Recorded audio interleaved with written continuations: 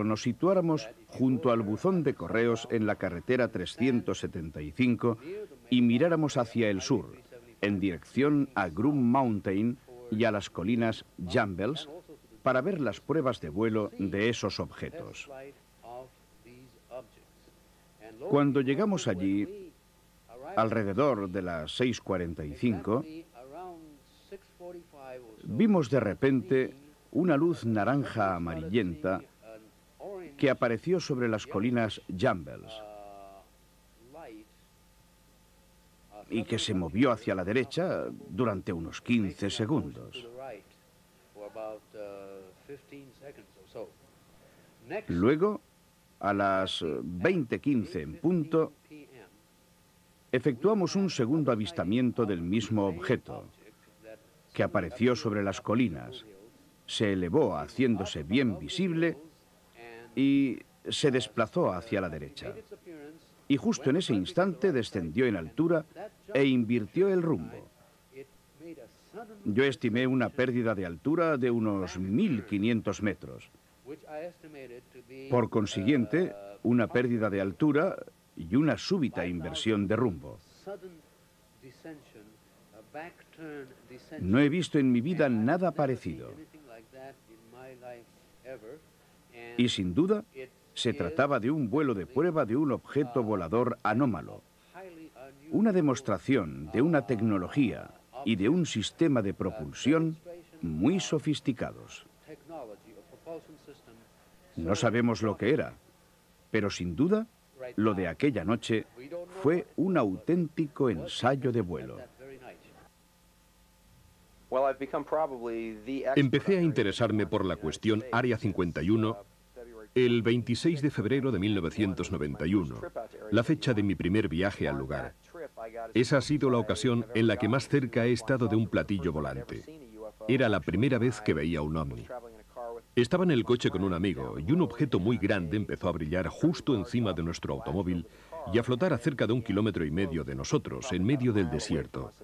Salimos a toda prisa del coche y empezamos a correr y a unos cientos de metros delante de nosotros estaba ese objeto en forma de platillo, con un diámetro de unos 12 metros. Era algo así como un plato con una taza de té encima. Emanaba primero una fuerte luz rojo anaranjada y luego de un amarillo muy brillante. De repente la luz se tornó tan fuerte que pensamos que el objeto estaba a punto de estallar, pero ascendió unos 70 metros y luego empezó a bajar oscilando como una hoja para volver a posarse en el suelo. Era un objeto absolutamente increíble. Yo estaba realmente entusiasmado, porque en toda mi vida no había visto nunca nada parecido. Al final sufrimos unas quemaduras en la cara, una ligera contaminación por radiaciones y fiebre alta durante 3 o 4 días, debida quizá a la exposición a las radiaciones. Tras ese viaje he vuelto al Área 51 40 o 50 veces, junto a cientos de personas. La concentración estaba prevista en un lugar llamado Rachel. La noticia la había dado una emisora de radio de Los Ángeles, y no fui yo el único al que le pareció interesante. En efecto, nos cruzamos con un nutrido grupo de personas en medio del desierto. Había un autobús turístico y puede que 24 coches perdidos en medio de la nada, en la más absoluta oscuridad.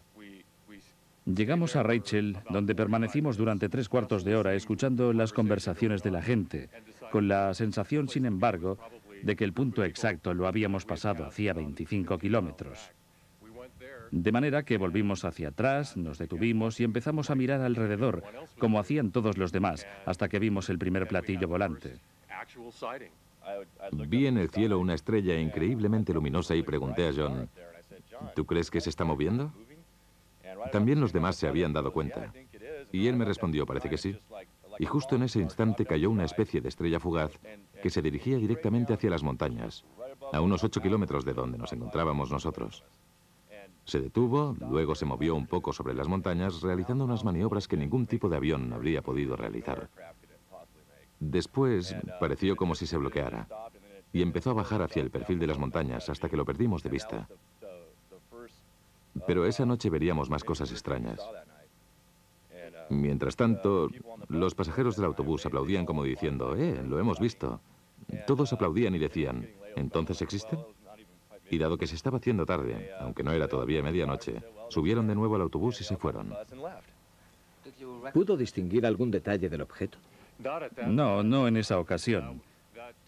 Nos encontrábamos justo en el lado opuesto del Gran Valle, a unos 25 o 30 kilómetros del lugar donde habíamos visto que el objeto descendía y volaba sobre el valle. Lo más impresionante sucedió una vez que casi todas las demás personas, incluidos los pasajeros del autobús, se habían marchado.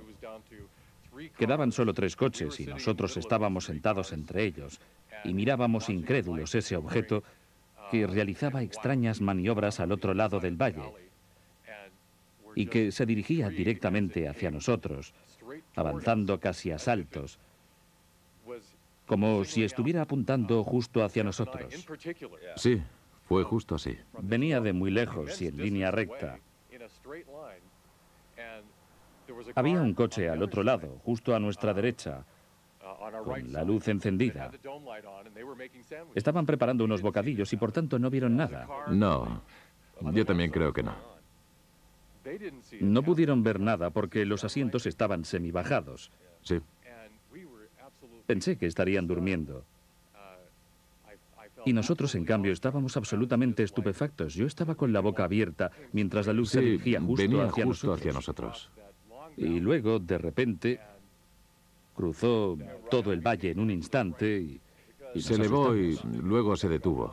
Nos encontrábamos sentados en la camioneta y yo estaba mirando hacia arriba de esta manera.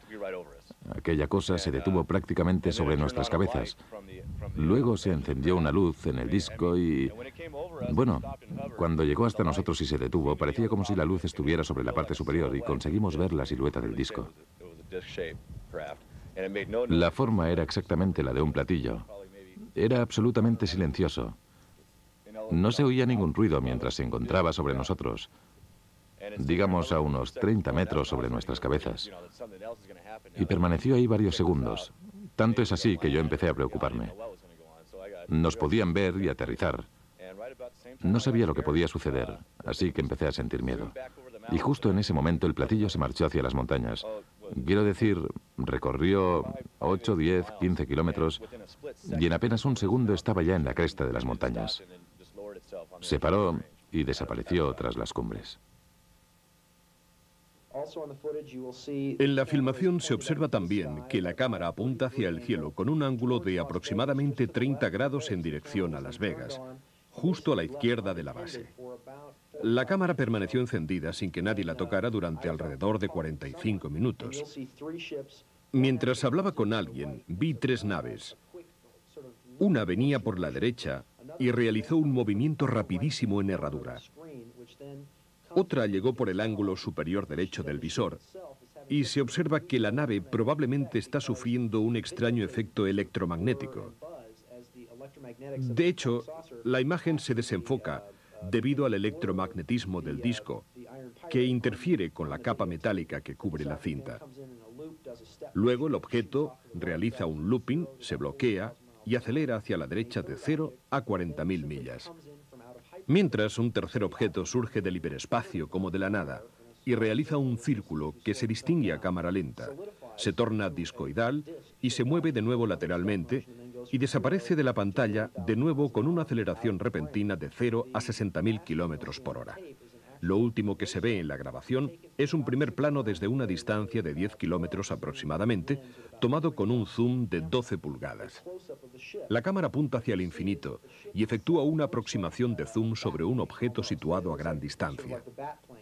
Reproduce las distintas partes del objeto, pero en realidad lo que sucede es que de lejos se ven las pulsaciones del objeto y al acercarse el plano se ven como unas nubes delante del platillo. Pero se trata del campo de energía o del campo gravitatorio generados por el platillo al girar sobre sí mismo. Y por ello da la impresión de que hay unas nubes que se mueven por delante del vehículo volante. Luego se ve cómo la nave se desplaza, arriba a la derecha, se sale del plano